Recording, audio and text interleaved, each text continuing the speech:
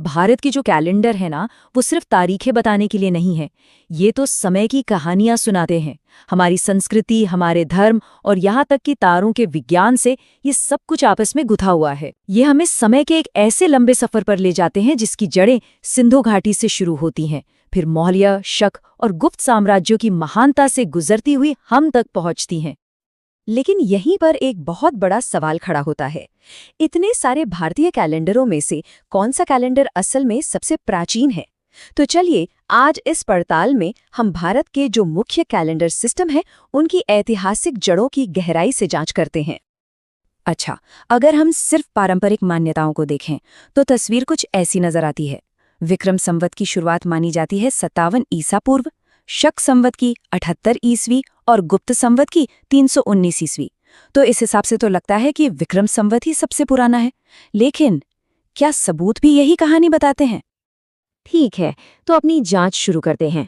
देखिए, सबसे पुराने कैलेंडर की खोज तो सबसे पुराने भौतिक सबूत से ही शुरू होगी ना। और हमारी पड़ताल का पहला पड़ाव है शक संवत। तो शक संवत के बारे में कुछ मुख्य बातें जानना जरूरी है।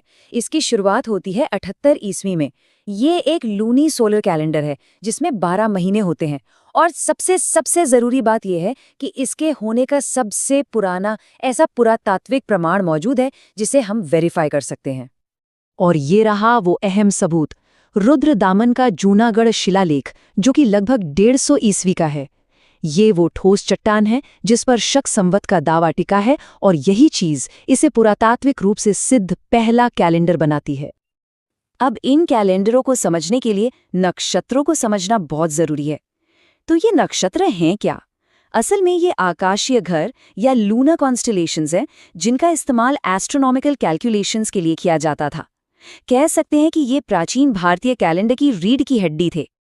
अब देखिए, शक संवत के बारे में जो बात वाकई में दिलचस्प है वो ये है कि इसमें ग्रीको रोमन एस्ट्रोनॉमी के आइडियाज, जिन्हें यवन जातक भी कहते हैं, उन्हें भारतीय नक्षत्र सिस्टम के साथ मिला दिया गया था।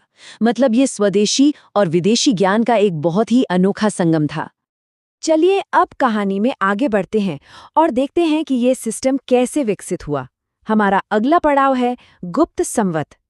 इसे एक नया कैलेंडर समझने के बजाय ये सोचना चाहिए कि ये मौजूदा सिस्टम में ही एक बहुत बड़ा साइंटिफिक सुधार था।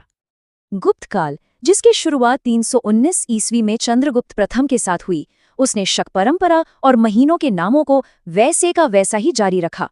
लेकिन उन्होंने इसमें एक जबरदस्त सुधार किया।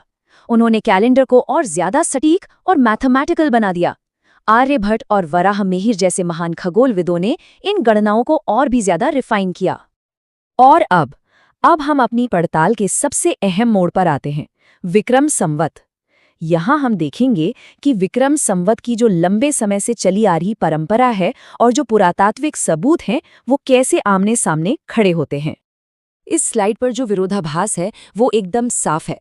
एक तरफ परंपरा कहती है कि विक्रम संवत 57 ईसा पूर्व में राजा विक्रमादित्य के समय शुरू हुआ।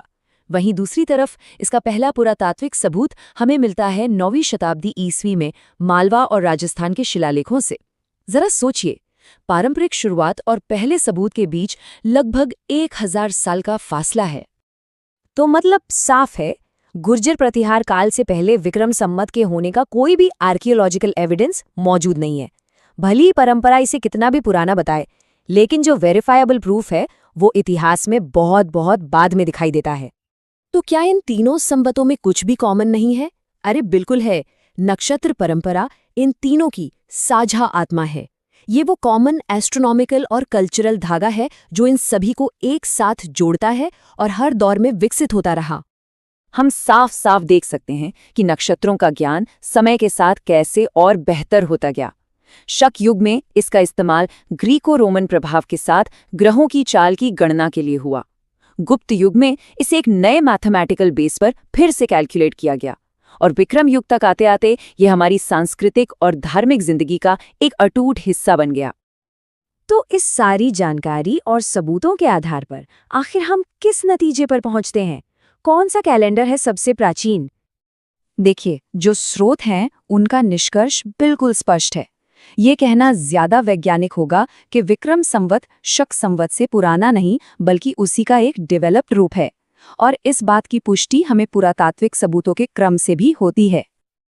तो सबूतों के आधार पर आखिरी फैसला ये है, शक संवत, जिसका पहला प्रमाण हमें 150 ईस्वी के आसपास मिलता है, सबसे पुराना सिद्ध कैलेंडर है। गुप्त संवत ने इस सिस्टम को मैथमेटिकल प्रिसीजन के साथ और बेहतर बनाया। और विक्रम संवत, जिसका पहला प्रमाण 9वीं शताब्दी के पास मिलता है, सांस्कृतिक रूप से सबसे ज्यादा फैला और सबसे विकसित रूप बना। और ये पूरा विश्लेषण हमें एक बहुत ही गहरे सवाल पर लाकर छोड़ देता है। इतिहास क्या है? वो जिसमें हम बस विश्वास करते हैं, या वो जिसके लिए हमारे पास ठोस सबूत मौजूद हैं? ये एक ऐसा सवाल है जो हमें सांस्कृतिक परंपरा और ऐतिहासिक साक्ष्य के बीच के रिश्ते पर सोचने के लिए मजबूर करता है।